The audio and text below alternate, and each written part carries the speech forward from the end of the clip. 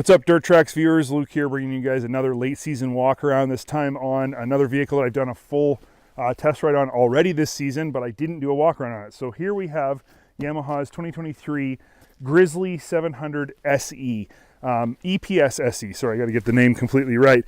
And this is their top of the line Grizzly model in their newest colorway, which I actually really like. This sort of, I don't know, flat beige brown color, almost. It's not really flat dark earth, I don't know how to describe it. But then you got this navy blue with the high vis accents.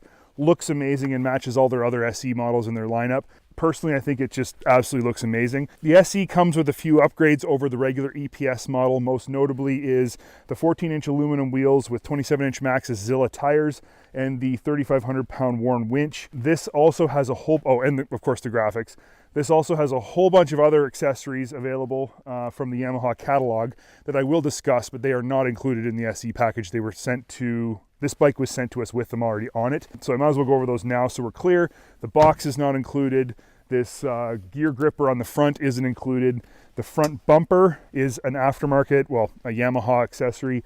All the aluminum skid plating, and of course the gun boot. So those are the things that Yamaha added to this before we picked it up. You can add those if you want when you buy yours. What is the Grizzly? Well, let's be honest, okay?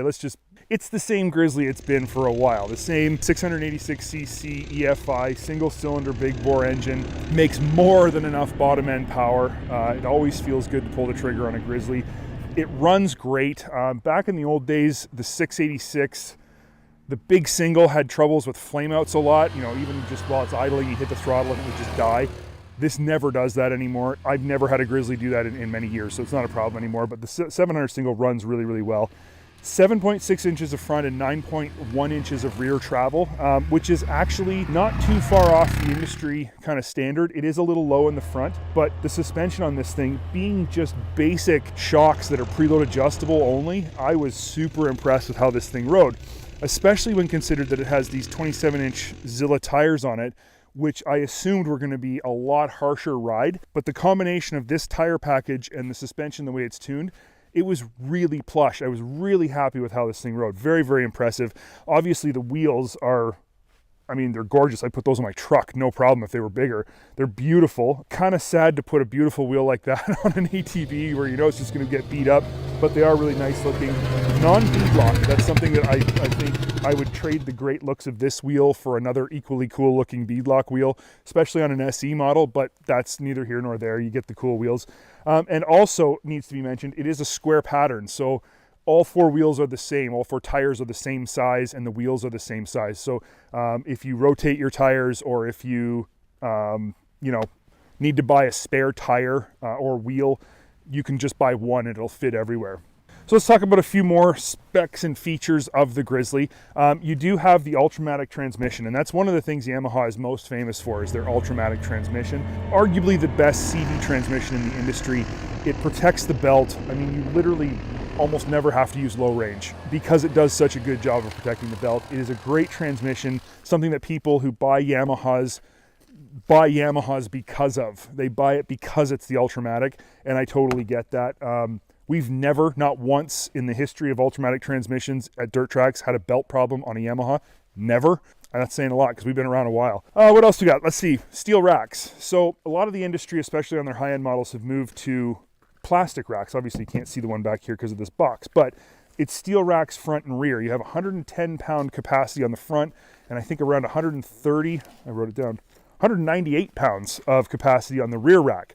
So you have a lot of rack capacity on this vehicle. Shoot, that's pushing just over 300 pounds of total rack capacity. That's really impressive. And, you know, say what you want about metal racks. These have a durable, kind of rough finish on them. They will eventually scratch and they will eventually rust. It just has to be, that's just the fact of the matter. But in the process, you have a rack that is extremely durable and resilient. If you bash into something with this rack, it doesn't break, it doesn't shatter, it doesn't crack. It just bends. In many cases, you can just take a piece of wood and a hammer and bend it back out. Unlimited tie-down options for your cargo on here. There's literally everywhere a tie-down will fit, which is a big problem for a lot of plastic racks, so that's something to consider. And they're just very simple. They're easy to replace. You got 4 bolts. You can replace this rack if you ever need to, and it's just very simple. So say what you want about metal racks, they definitely have their upsides as well. Again, this bumper here, it's a great looking bumper, but this is an aftermarket thing from the Yamaha parts catalog. You have LED lights in the pod, down here, and in the rear. All the way around, you've got LED lights, and they're very bright. They look really, really good. And again, a 3,500 pound winch installed from the factory. The skid plates look awesome. They're a pretty expensive upgrade. I do like how the skid plate goes right around the winch here. That looks neat. I would add skid plates to my own ATV if I bought one. Whether I would go full aluminum or plastic, I don't know, but this one has the full jam aluminum ones, and they look awesome. Where else can we go with this thing? You got a 2-inch hitch receiver at the back. You can tow 1,300 pounds with it, which is pretty impressive. Again, just standard double A-arm rear suspension with preload adjustable only shocks, and again, rides great at the back. Now, sitting on this vehicle, I was very impressed. The seat, Yamaha has actually listed that this is an upgrade seat from the past models that's softer and has more padding, and I can definitely feel it. It's a very, very comfortable seat. The seating position is really good. I've said this before, talking about Grizzlies and talking about other competitive models. You sit more on top of a Grizzly than down inside of it. Like a Can-Am has the tank is like up here, you know, your handlebars are up here kind of thing. You feel like you're kind of more down in the vehicle. This has more of a traditional sort of seating feel in that you're kind of more sitting on top of it. And it actually feels kind of good. I like it. I forgot how that feels. You do have your gauge cluster, which is the standard Yamaha gauge cluster that they've had forever and ever and ever. Your winch control is here. Now, I hate to use other manufacturers' names when I'm doing walkarounds, but this is Warren's standard add-on winch control. Polaris has got one that fits right in with their gauge cluster and is really well integrated, and I really like that. I think that's an area that a lot of companies can improve on in terms of including a winch from the factory, having an integrated winch control that fits in with your switchgear and isn't just sort of hanging out here on a metal bracket. That goes a long way in my opinion. You do have double lever braking, something that almost nobody else in the industry has right now, other than like, I guess Kawasaki would, and maybe Honda. Maybe it's not so rare. But Yamaha's got double lever braking. I haven't minded it. Riding this thing and putting the miles on it I did while I was doing the testing for the test ride, I got used to it. I find that I only use one brake most of the time. I really only use my front brake for most of my stopping duties, and I use my foot rear brake as opposed to the hand rear brake. So it's something you get used to, and if you're coming from another model that has single lever braking, it does take some getting used to, but it works good. And I do like that you can control that front and rear bias how you want, when you want. So that's interesting. Again, Ultramatic transmission combined with their standard Yamaha transmission, park in transmission with high-low neutral reverse. This side here, you've got your on-command 4x4 system, which is multi-mode. So you've got, I'll turn the key on here.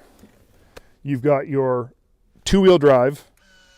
Sorry, I gotta do this right. You've got, oh, this is set to lock. Okay, here we go. You have two-wheel drive, and then four-wheel drive diff unlocked, four-wheel drive diff locked.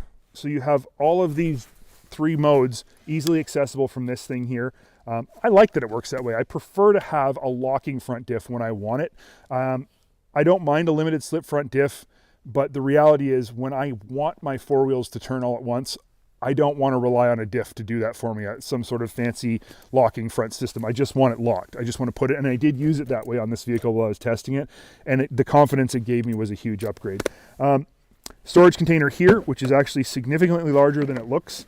Like it's big. You could fit a lot of stuff in there. And then you have a little storage container here on the fender, which is much smaller, but still useful.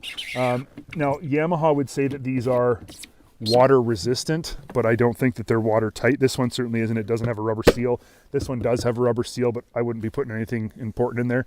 Certainly wouldn't be putting my 16 iPhones that'll probably fit in there. Wouldn't be storing them in there. You got your gauge package right here, which is a nice gauge. It's looks bigger than it actually is. Like the screen on it, the cover is twice as big as the actual gauge unit inside. But the numbers and everything is really readable. I like the huge number for your miles per hour or whatever you want in there. It's, again, a simple readout: fuel, mileage, your 4x4 system, your odometer, trip meter, and a clock. And, you know, you can adjust this stuff, but it's not jammed with information. So it is easy to read just at a really quick glance. I look down, I know what I'm doing. You got your indicators here for other things like power steering, steering is active, your range over here. So stuff like that is all easy to read. And when you're on an ATV, it's not really like a side-by-side where you can kind of take your eyes off the trail for a second and look down at your gauges. You really got to be careful because there is a lot going on. You are very exposed. So being able to read your gauge super quick is really, really nice. Let's talk a little bit about the extra accessories that are on this one just for funsies. So we talked about the front bumper, looks great, super durable. Yamaha does a good job building durable stuff. You got these gear gripper things here from Kolpin. They're interesting. I put an axe in this when I was doing the testing on it, and I had to fudge these straps around. I've seen gear grippers that actually like clamp down on your gear. I would go with that before I go with this setup here, but they are functional. Put an axe or a shovel or whatever you want in there and it will fit. Over here, we've got this big box on the back. I'm not a big fan of rear cargo boxes. You know, you got cup holders, which is obviously very important, but this one, I did store a lot of stuff in it and it was handy. It has a rubber seal. Again, I wouldn't trust that it be waterproof, but it does have a rubber seal. It fits really nicely within the vehicle. You can see it matches the lines of the rear rack perfectly. So it does look very integrated, and it wasn't in my way when I was actually doing the riding and when I was testing this thing and the miles I put on it. I didn't notice this was here, which is how I want a rear box to be. I don't want to know that it's there, and I did jam it full of stuff. So that was kind of handy, and if I was going to do a rear box, this one is kind of my favorite so far. I talked about the skid plating already. Now back here you also have a little storage container, and again it has like a little bit of a seal on it, but you better believe I wouldn't be storing anything in there that I want to keep dry. Over here, of course, we have this gun boot. Now I'm just going to be honest, I did not like this gun boot. It doesn't fit very tight. It's like flexible. My gun didn't really fit in it. I do have kind of a weird gun. These things here aren't, I don't know, I just really didn't like this gun boot at all. I didn't like where it was positioned. I couldn't get off the vehicle on this side. So in the world of gun boots, this isn't the one I'd buy, but it was included and we did make use of it. So that was kind of fun. I've never really needed a gun boot before. I don't really hunt. But going out target shooting, it was awesome to be able to use it that way. And that's really the stuff that they gave us on this thing. That's all the extra stuff. I like the floorboards. They're big, grippy. Raised foot pegs, which is really nice for getting traction when you're walking around on the vehicle and you're moving around. They do let a bit of water through the bottom, more so than I think I would like when you hit water relatively fast, but that's a small point. You're going to get wet on an ATV when you hit water. It just is the way it is. So yeah, other than that, I can't really think of anything else to say about this thing. I really, really, really liked riding the Grizzly. I wasn't expecting to like it as much as I did. It's been a while since I've been on one. But I really enjoyed it, and I would ride one happily any day of the week, especially an SE model like this one. Be more than happy to take this thing out on the trail all day. Yeah, that's something probably the last version of the Grizzly that I rode, I wasn't that impressed with it, but this one I am. Whatever they've changed, the little updates and changes they've made have really improved overall how this vehicle works and how I feel on it. Of course, you need to hear it start, which is bizarre to me because it sounds like every other Yamaha 700 single, but I'm going to start it anyway because if I don't, you'll be mad at me. Make sure we're in neutral. Whoa.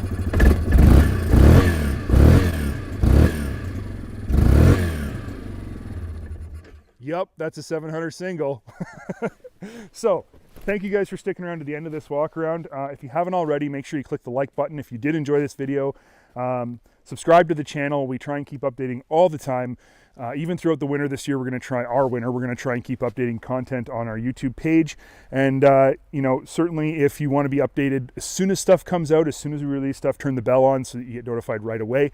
But comment, of course. We always like your comments. We read them. Keep your comments nice and actually have a point to them instead of just complaining about stuff. But otherwise, we love reading your comments. So yeah, that's all I got to say about this one. So make sure you stay tuned for the next one.